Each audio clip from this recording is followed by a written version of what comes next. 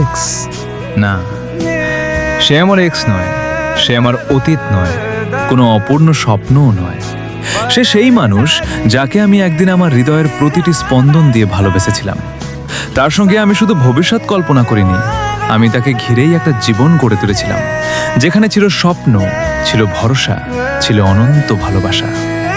সেই আমাকে শিখিয়েছে ভালোবাসা কতটা সুন্দর হতে পারে, আর সেই ভালোবাসাই আবার কতটা গভীর যন্ত্রণা দিতে পারে।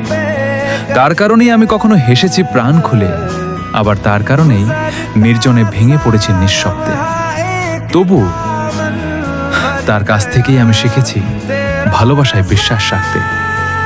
হয়তো আজ সে আমার নয়, কিন্তু হৃদয়ের এক নীরব কোণে সে চিরকাল থেকে যাবে, আমার জীবনের সবচেয়ে সুন্দর আর সবচেয়ে সত্য ভালোবাসার গল্প হয়ে।